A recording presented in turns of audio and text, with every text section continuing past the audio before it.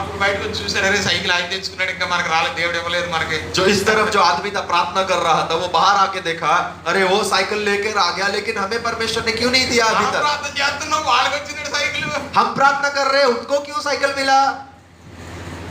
కొంచెం స్వార్థం కలిగింది లోపల, थोड़ा सा जलन हुआ उनको दिल में। లోపల మళ్ళీ ఇద్దరు వచ్చి ఆమె మనందరం ప్రార్థన చేద్దాం, वो अंदर आके बोल रहे हैं, अरे अरे हम दोनों प्रार्थना करेंगे। మన కొరకు సైకిల్ కొరకు ప్రార్థన చేద్దాం, వాళ్ళు తెచ్చుకున్నారు, हम अपने लिए प्रार्थना किए तो वो साइकिल लेकर आए। ఇంకా మళ్ళీ మనం ప్రార్థన చేద్దాం.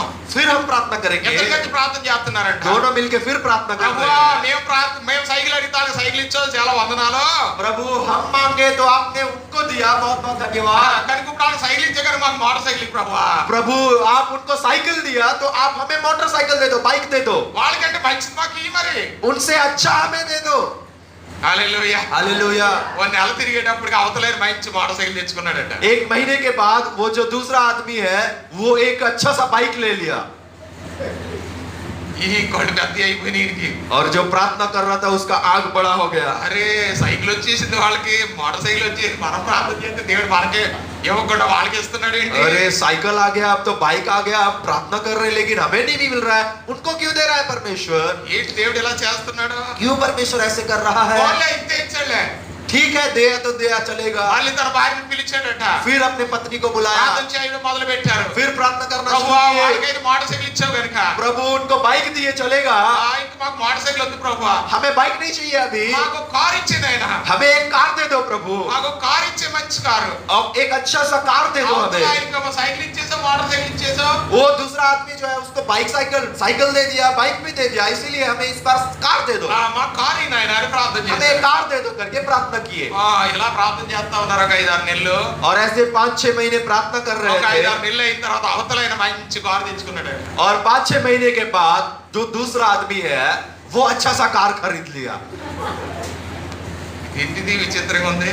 ये क्या है, विचित्र चीज है। మనం ప్రార్థన చేసి అడుగుతున్నాం, దేవుడు ఆలకిస్తున్నాడు ఏంటి? हम प्रार्थना कर रहे हैं, परमेश्वर उनको क्यों दे रहा है। సైకిల్ అడిగితే వాళ్ళకి ఇచ్చాడు, हम साइकिल मांगे तो उनको दिया, మోటార్ సైకిల్ అడిగితే మోటార్ సైకిల్ ఇచ్చాడు, बाइक मांगे तो उनको दिया, కార్ అడిగితేనేమో వాళ్ళకి ఇచ్చేసాడు దేవుడు, कार मांगे तो उनको दे दिया कार। నాకేమో సైకిల్ కూడా ఇవ్వలేదు. परमेश्वर हमको तो साइकिल भी नहीं दिए, ఏం చేయాలి ఇప్పుడు हम क्या करना है अभी। అని అప్పుడు ऐसे सोच के ఆలోచన చేసుకున్నాడు అట్లా లోపలిన. अपने आप में सोच रहा है, నేను అడిగింది ఆయనకి ఇచ్చేస్తున్నాడు కదా, मैं जो मांग रहा हूं उनको दे दे रहे అప్పుడు हैं। నేను ప్రార్థన చేయడం మొదలు పెట్టాడు. तब वो प्रार्थना करना शुरू किए। ఏమని ప్రార్థన చేస్తున్నాడంటే, अब जो प्रार्थना कर रहा ప్రభువా है, నీకు వందనాలు నాయనా, प्रभु आपको धन्यवाद, మేము ఏదైతే అడుగుతున్నాం అన్ని వాళ్ళకి ఇచ్చేస్తున్నాం, प्रभु हम जो मांग रहे हैं, जो भी मांग रहे हैं उनको दे दे रहे हो। చాలా వందనాలు నాయన నీకు. बहुत बहुत धन्यवाद प्रभु అయితే आपको। నాకు చూడడానికి మంచి 2 కళ్ళు ఇచ్చావు, నీకు వందనాలు.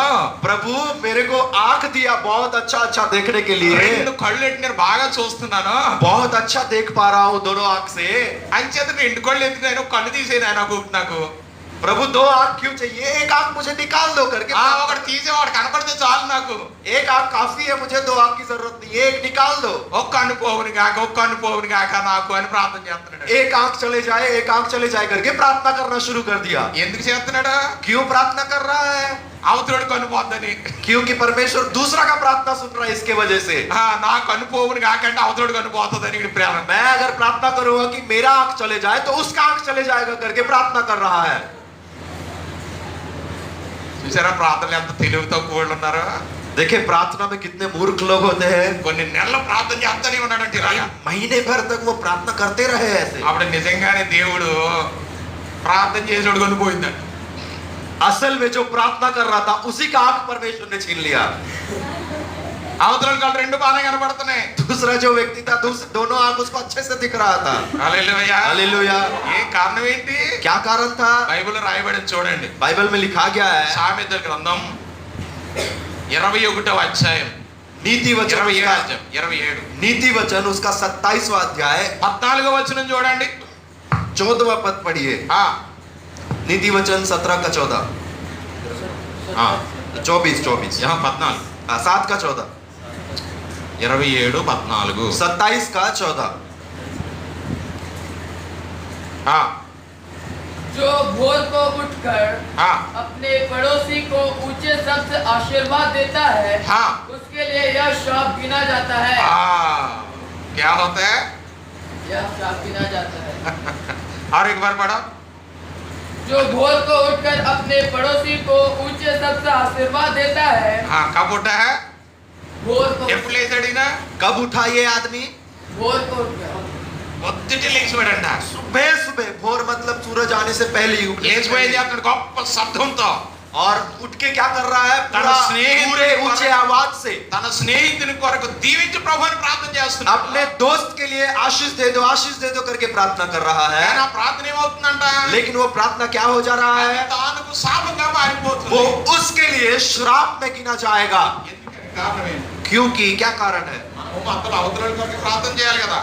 हम तो दूसरे के लिए ही प्रार्थना कर रहे हैं ना। హల్లెలూయా। हालेलुया। బైబిల్ చెప్తుంది మీరు సుఖంగా బతుకుతారు ఇవతల కొరకు ప్రార్థన చేస్తే అని बाइबल బైబిల్ कहती చెప్తుంది। है तो हम दूसरों के लिए प्रार्थना करेंगे तो शांति से जिएंगे। కానీ మరి ఇక్కడ శాపం వస్తుంది, కారణం ఏంటి? लेकिन यहाँ पे कहता है कि श्राप गिना जाएगा। क्यों? ఎందుకని? क्यों? कारण क्या है?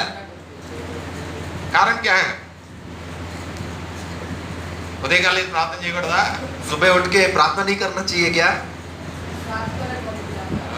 ప్రార్థన చేయాలా? प्रार्थना करना है। కానీ ఏం జరుగుతుంది ఇక్కడ? लेकिन क्या हो रहा है यहाँ पे? లోపల స్వార్థం ఉంది। अंदर स्वार्थ है उसके जीवन में। పైకి మాత్రం ప్రైజ్ ది లార్డ్ అంటారు కొంతమంది। बाहर में बहुत अच्छे से हंस हंस के प्रेज द लॉर्ड बोलते हैं। కొంచెం అవతలకి వెళ్ళి ఈడు మంచివాడు కాదు, ఈడు నాశనం అయిపోవాలని थोड़ा सा दूर जाने के लिए ये खराब सा व्यक्ति है, मर जाएगा तो अच्छा है। చాలా మంది యొక్క జీవితాలు అలా ఉన్నాయి। कई लोगों का जीवन ऐसी है। ఈ రోజు గమనించాలి। आज ध्यान दें, ఒక భారమైన ప్రార్థన జీవితం దేవుడు మీకు ఇవ్వబోతున్నాడు। एक भोज से भरा हुआ प्रार्थना जीवन यहोवा आपको देने वाला है। ప్రార్థన జీవితాన్ని మీరు కంటిన్యూ చేయాలంటే और वो प्रार्थना जीवन अगर आपको आगे बढ़ाना है, బైబిల్ ప్రకారంగా సరి చేసుకోవాలి। बाइबल के अनुसार अपने आप को ठीक करना है। బైబిల్ గ్రంథం చెప్తా ఉంది, बाइबल ग्रंथ कहती है 66వ కీర్తన 18వ వచనం, 66वां उसका भजन संहिता उसका 18వ వచనం, 18वां अध्याय में, ఎవరు హృదయములో పాపమును లక్ష్యము చేసిన ఎడల నేను వారి ప్రార్థన వినను। जो कोई अपने हृदय में पाप को जगह दे के प्रार्थना करता है, मैं उसका प्रार्थना नहीं सुनूंगा।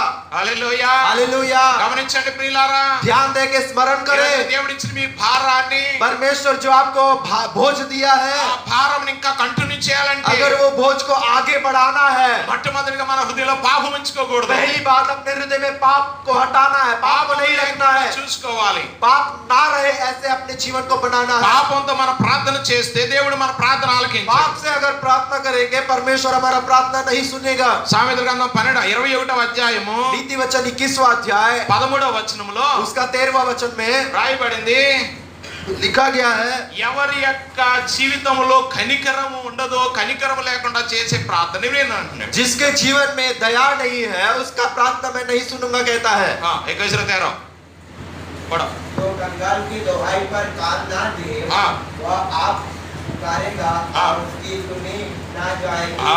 కనికరము లేకుండా ప్రార్థన చేసి దేవుడు వినడు। जो दया के बिना प्रार्थना करते हैं उसका प्रार्थना परमेश्वर नहीं सुनेगा। మన హృదయం ఎలా ఉండాలి? हमारा हृदय कैसे रहना है? ప్రార్థన చేయడానికి ముందు కనికరమైన హృదయంతో ప్రార్థన చేయాలి। प्रार्थना करने से पहले दयालु बनाना है अपने आप को, హృదయాన్ని కఠినం చేసుకోకూడదు। हृदय को कठिन नहीं बनाना है।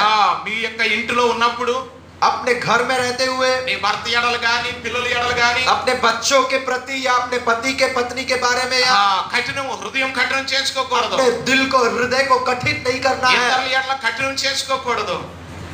ఇతరుల ఎడల కఠినం చేసుకో। दूसरों के लिए अपने हृदय को कठिन नहीं करना है। ఎప్పుడైతే కనికరము కలిగిన హృదయం కలిగి ప్రార్థన చేస్తావో जब अपने हृदय को दयालु बना के हम प्रार्थना करेंगे దేవుడు ఆ ప్రార్థన ఆలకిస్తాడు। तब परमेश्वर वो प्रार्थना अवश्य सुनेगा। ఒకటి పాపమును లక్ష్యం చేస్తే దేవుడు వినడు ప్రార్థన। पहली बात, पाप को अगर हमारे हृदय में रख के प्रार्थना करेंगे प्रार्थना नहीं सुनेंगे। రెండో మన హృదయాన్ని కఠినం చేసుకుని కనికరము లేకుండా ప్రార్థన చేస్తే దేవుడు వినడు। दूसरी बात, अगर हमारा हृदय को कठिन कर कर दयालु ना बनाते हुए प्रार्थना करेंगे तो परमेश्वर प्रार्थना नहीं सुनेगा। మూడో విషయము సామెతలు 28:9 రాయబడింది। तीसरी बात, नीति वचन 28वां अध्याय 9वां पद में రాయబడింది, ధర్మశాస్త్రమునకు అవిధేయులైన ఎడల వారి ప్రార్థన విననంటున్నాడు। जो अपना कान व्यवस्था सुनने से मोड़ लेता है, उसकी प्रार्थना सुने चाहिए। హల్లెలూయా। हालेलुया। ఎవరైతే ధర్మశాస్త్రమును వినరో, जो कान परमेश्वरी अवस्था को नहीं सुनती है, ప్రార్థన చేస్తే దేవుడు వినడు. प्रार्थना करने से भी परमेश्वर नहीं सुनेगा। హల్లెలూయా. हालेलुया। ఏం కావాలన్నమాట మనకి? क्या चाहिए हमें? దేవుని వాక్యం అవసరం. परमेश्वर का वचन चाहिए। దేవుని వాక్యం జీవమైనది. परमेश्वर का वचन क्या है? जीवन है। దేవుని వాక్యం మనకి జీవాహారమై ఉంది. परमेश्वर का वचन क्या है? हमारे लिए जीवन की रोटी है। దేవుని వాక్యము మనలను శక్తివంతులుగా చేస్తుంది. परमेश्वर का वचन हमें सामर्थ्यशाली से बनाता है। 107వ కీర్తన 20వ వచనములో 107 भजन संहिता 20वां अध्याय में దేవుని వాక్కుని పంపి వారిని బాగు చేసినని రాయబడింది. परमेश्वर अपने वचन को भेजकर वो चंगा करेगा करके लिखा गया है। ధర్మశాస్త్రం అనగా దేవుని వాక్యాన్ని లెక్క చేయకుండా ప్రార్థన చేస్తే దేవుడు ప్రార్థన వినడు. परमेश्वर का वचन को अगर हम टुकरा के या दूर रख के हम प्रार्थना करेंगे तो परमेश्वर प्रार्थना नहीं యెషయా सुनेगा। గ్రంథం మొదటి అధ్యాయం 15వ వచనములో यशाया का 1:18 में 15వ వచనం 15वां अध्याय అక్కడ में రాయబడింది, वहां पे लिखा गया है ఎవరైనా సరే నేరముతో హృదయమును నింపుకొని ప్రార్థన చేస్తే దేవుడు వినడు. अगर हम पढ़ लीजिए 1:15 1:15 यशाया का। యెషయా. जब तुम मेरी ओर हाथ फैलाओ तब मैं तुमसे मुंह फेर लूंगा। तब कितनी ही प्रार्थना क्यों ना करो तो भी मैं तुम्हारा ना सुनूंगा, क्योंकि तुम्हारे हाथ खून से भरे हैं। ఆమేన్. హల్లెలూయా. గమనించండి ప్రియ దేవుని బిడ్డలారా, स्मरण करें प्रिय परमेश्वर के మన संतान, చేతుల్లో గాని హృదయంలో గాని పాపమున్న ఎడల अगर हमारे हाथ में या हृदय में पाप रहे దేవుడు ప్రార్థన వినడు. प्रार्थना नहीं सुनेगा మనం परमेश्वर ఏం हमारा। చేసుకోవాలి? మన దోషాలు అపరాధాలన్నింటినీ కడుక్కోవాలి. हमें क्या करना है? हमारे दोष को या हमारे अपराधों को धोना है। ఇతరుల కొరకు ప్రార్థన చేసే ముందు మనల్ని మనం సరి చేసుకోవాలి. दूसरों के लिए प्रार्थना करने से पहले अपने आप को ठीक करना है, మనల్ని మనం చూసుకోవాలి. अपने आप को देखना है। మనల్ని మనం చూసుకోకుండా ప్రార్థన చేస్తే अगर अपने आप को ना देखते हुए प्रार्थना करेंगे దేవుడు ప్రార్థన ఆలకించడు. परमेश्वर कभी प्रार्थना नहीं सुनेगा। మీ ఇంట్లో మీ భర్తతోటో భార్యతోటో గొడవ పెట్టేసుకుని अगर आप घर में ही अपने पति से या अपने बच्चों के साथ ही लड़ाई करके పిల్లలు దబదబా బాధేసి बच्चों को पूरा धड़ा मार दिए, రాత్రికి టైం అయిపోతుంది అనుకుని గబగబా వెళ్ళిపోయి స్తోత్రం మొదలెట్టేసావు అనుకో. मार के पूरा धड़ाधड़ मार के आप प्रार्थना के लिए समय हो जा रहा है, भागते हुए प्रार्थना करना शुरू कर दिए, ప్రార్థన ఆలకిస్తాడు क्या దేవుడు? परमेश्वर प्रार्थना सुनेगा आपका? వినడు. कभी नहीं सुनेगा। నీళ్ళ దగ్గర పైపు దగ్గర కానీ నీళ్ళకి వెళ్ళావు అనుకో, కుళాయి దగ్గర अगर आप पानी पकड़ने के लिए वो पाइप के पास जाते అక్కడ हैं కూడా ఏదైనా ఎవరితో గొడవ పెట్టేసుకున్నావు, और वहां पे आपने पूरा महाभारत शुरू कर दिया ఇంటికి వచ్చేది గబగబా ప్రార్థన మొదలెట్టేసావు. और महाभारत खत्म करके घर आके आप प्रार्थना करना शुरू कर दिए, దేవుడు వింటాడా ప్రార్థన? प्रार्थना शुरू करेंगे, प्रार्थना सुनेगा आपका परमेश्वर? దేవుడు వినడు. परमेश्वर नहीं सुनेगा। మార్కు సువార్త 11 అధ్యాయం 25 వచనములో मार्कुस रचित सुसमाचार 11वां का 25वां अध्याय అక్కడ में రాయబడింది, वहां पे लिखा गया है, ప్రార్థన చేసినప్పుడు जब तू प्रार्थना करे నీకు ఎవరైతే వ్యతిరేకులుగా ఉన్నారో విరోధులుగా ఉన్నారో तू जो जिसको विरोधी कहता है, तेरे विरुद्ध जो है, వారితో సమాధాన పడ ముందుగా उनके साथ तू मेल मिलाप कर ले, అప్పుడు ప్రార్థన చేయి. तब आके प्रार्थना कर, అప్పుడు దేవుడు వింటాడు. तब जाके प्रार्थना सुनेगा परमेश्वर। Hallelujah, hallelujah, hallelujah, hallelujah, hallelujah, hallelujah. ప్రార్థన ఆలకించేవాడైనా परमेश्वर प्रार्थना सुनने वाला है, ప్రార్థనకు ప్రతిఫలం ఇస్తాడు. प्रार्थना का प्रतिफल देगा। అంతేకాదు ప్రియ దేవుని इतना బిడ్డలారా, ही नहीं प्रिय परमेश्वर के యాకోబు संतान, పత్రిక మొదటి అధ్యాయం 6వ याकूब వచనములో का 1:6 में రాయబడింది, लिखा गया है, విశ్వాసము లేకుండా ప్రార్థన చేస్తే विश्वास के बिना प्रार्थना करेंगे तो దేవుడు వినడు. प्रार्थना परमेश्वर नहीं सुनेगा। హల్లెలూయా. हालेलुया। విశ్వాస సహితమైన ప్రార్థన రోగిని స్వస్థపరచును అన్నాడు యాకోబు. विश्वास के साथ जो प्रार्थना करता है बीमारी को ठीक कर सकता है, याकूब का वचन में कहता है। విశ్వసించాలి. ప్రార్థన చేస్తున్నాను. विश्वास करना है हम जब प्रार्थना करते हैं। నేను ఈ రోజు 1 గంట ప్రార్థన చేస్తున్నాను. मैं आज 1 घंटा प्रार्थना कर रहा हूँ। దైవజనుడు ఇచ్చిన అంశాలన్నీ నేను ప్రార్థన చేశాను. परमेश्वर के दास ने जो मेरे को बिंदु दिए हैं प्रार्थना करने के लिए, అవి उसके लिए प्रार्थना జరుగుతాయి, किया, జరుగుతాయి, और జరుగును, जिसके लिए मैंने జరుగును. प्रार्थना किया है वो होगा होगा होगा होगा होगा हो गया. होगा होगा हो गया। హల్లెలూయా. हालेलुया। అది అవ్వలేదు కానీ అయిపోయింది. वो हुआ तो नहीं है, लेकिन हम विश्वास करते हैं कि हो నువ్వు गया है। నమ్మాలంతే. वो विश्वास करना है నమ్ముట आपको। నీ వంతు అయితే अगर आप विश्वास कर सकते हैं, నమ్మువానికి సమస్తము जो సాధ్యం. विश्वास करता है उसके लिए कुछ भी असंभव नहीं है। హల్లెలూయా. Hallelujah, hallelujah. हालेलुया। అన్ని సాధ్యమే. हर चीज संभव है। నమ్మకం ద్వారా సమస్తం సాధ్యం. विश्वास के द्वारा हर चीज को हम जीत सकते हैं, కనుక నమ్మాలి. इसीलिए विश्वास करना है। యాకోబు పత్రిక 4వ అధ్యాయం 3వ వచనములో याकूब का 4था अध्याय उसका 3रा చాలా अध्याय మంది में స్వార్థము అసూయ లోపల పెట్టుకుని ప్రార్థన कई చేస్తారు. लोग अपने आप में असूया या जलनपन को या స్వార్థము स्वार्थी दिल के साथ प्रार्थना करते हैं। हाँ 4:3 तुम मांगते हो हाँ। और पाते नहीं, हाँ। इसलिए कि बुरी इच्छा से मांगते हो, हाँ। ताकि अपने भोग विलास में हाँ। उड़ा दे। ఆ దురుద్దేశంతో మీరు అడుగుతారు కనుక మీరు పొందరన్నాడు వాక్యంలో. दुरुद्देश्य से आप मांगते इसलिए नहीं पाते। అవునమ్మా, దురుద్దేశంతో అడగకూడదు, बुरी इच्छा से नहीं मांगना है। స్వార్థంతో ఎప్పుడు అడగకూడదు. बुरी इच्छा के या स्वार्थी होकर कभी नहीं मांगना है। హృదయపూర్వకంగా అడగండి. हृदय पूर्वक, हृदय की गहराई से मांगे। దేవుడు తప్పకుండా మీ ప్రార్థన ఆలకిస్తాడు. परमेश्वर अवश्य आपकी प्रार्थना सुनेगा। హల్లెలూయా. हालेलुया। మత్తయి సువార్త 6:6 मत्ती रचित सुसमाचार 6वां अध्याय 5 और 6 में लिखा गया నీవు है, ప్రార్థన చేయనప్పుడు నీవు గదిలోకి వెళ్ళి రహస్యమందున దేవుడికి మొరపెట్టి రహస్యమందున దేవుడు రహస్యంగా నీకు ప్రతిఫలం ఇస్తాడు. और अब जब प्रार्थना करोगे कमरे में जाकर अपनी कटोरी, अपने जो दरवाजा है उसका कुंडी लगाकर अपने आप के जो रहस्य में आपके पिता है उसके लिए रहस्य में प्रार्थना करोगे तो परमेश्वर जो रहस्य में है आपको रहस्य में प्रतिफल देगा। ఆమేన్. హల్లెలూయా. हालेलुया। హల్లెలూయా. हालेलुया। ఈ రోజున దేవుడు నీకు ఇచ్చిన భారాన్ని आज जो परमेश्वर आपको भोज दिए हैं భారముతో వహించు. वो भोज उठा के आपको బాధ్యతతో ప్రార్థన చేయి. బాధ్యత కలిగి ప్రార్థన చేయి. वो भोज उठाकर आप प्रार्थना में लगे रहे। అమ్మా వింటున్నారా? आप सुन रहे हैं? భారము కలిగి ప్రార్థన చేయండి. भोज उठाकर आप प्रार्थना करना है। చాలా మంది నాకు తెలుసును, कई लोगों को मैं जानता हूँ ప్రార్థన చేస్తానే ఉంటారు. प्रार्थना करते रहते हैं, ఇంటికాడ ప్రార్థన చేస్తూ घर में प्रार्थना करते करते వాళ్ళ పాపతో అంటారు, అమ్మే ఇదిగో పొయ్యి మీద చేపల కూర ఇట్టా చూస్తామంటే మాడిపోతుందేమో. प्रार्थना करते करते और रूम में बैठते बैठते वो बोलते हैं, अरे मेरी बेटी वो मछली का सब्जी रखा हूँ, वो जलते जलते शायद जल जाएगा। हालेलुया हालेलुया बोलते हैं। హల్లెలూయా. స్తోత్రం స్తోత్రం స్తోత్రం.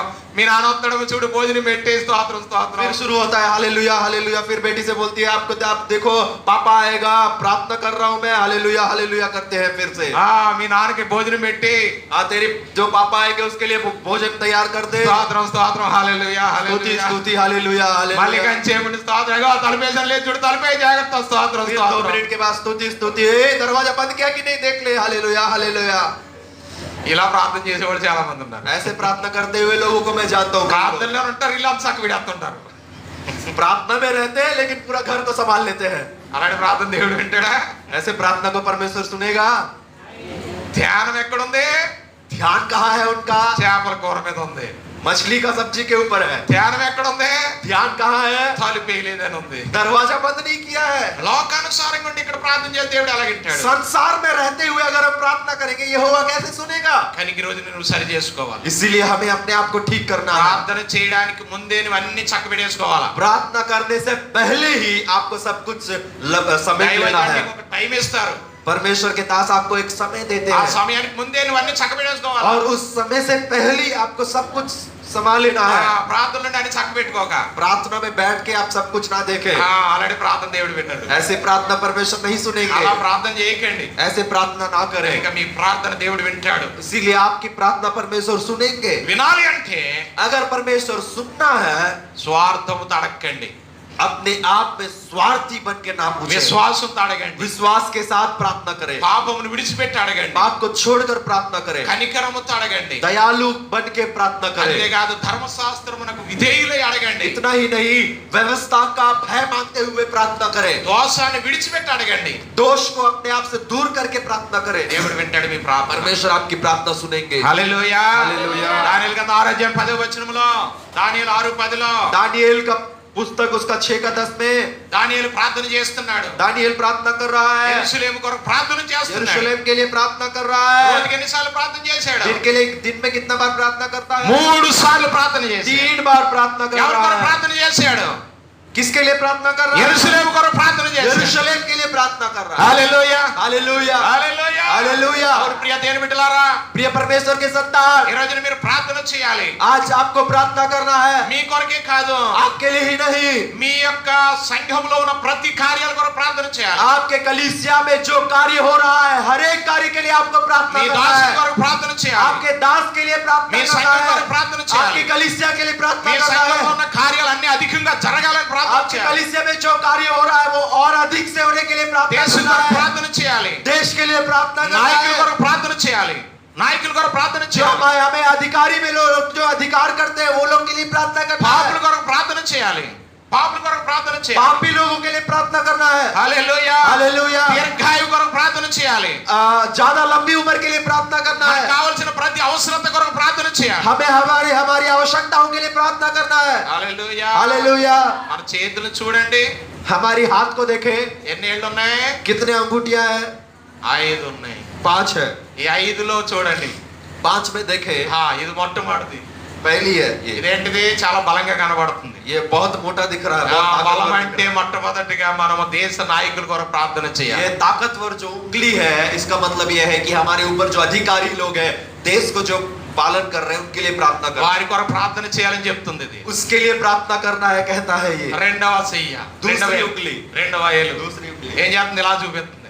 दूसरों को दिखा रही है। వాడు చెడ్డోడు అని చెప్తుంది చూసారా? ఇడు శత్రువు నాకు, ఇడు మంచోడు కాదు, जिसको उंगली दिखाकर ये करता है, ये यही आदमी है जो वो करता है करके दिखाते ఇడు हैं। మంచోడు కాదు, వాడు చెడ్డోడు, వాడు బూతులు ఆడతాడు, ఇడు అలాంటోడు अरे అంటారు. ये गाली बकता है, ये ऐसा है, वो ऐसा है करके हम जो दिखाते हैं उंगली, నీ శత్రువులు, నీకు విరోధస్తులు, तेरे जो विरुद्ध है, तेरे వారి शत्रु కొరకు- है, వారి కొరకు ప్రార్థన उसके చేయాలి. लिए प्रार्थना करना ఇది है। నాయకుల కొరకు, पहली बात नायकों के लिए, ఇది నీ శత్రుల కొరకు. और ये शत्रु के लिए, आपके చూడండి, शत्रु के लिए। మూడవది అన్నిటికంటే పెద్దది. तीसरी उंगली जो सबसे लंबी है, ఇదేంటిది? ये क्या है? ఉన్నతమైన వారు, బలవంతులు, जो ताकतवर लोग हैं, ఎత్తైన వారు, जो लंबे लोग हैं। అందరి కొరకు ప్రార్థన చేయాలి.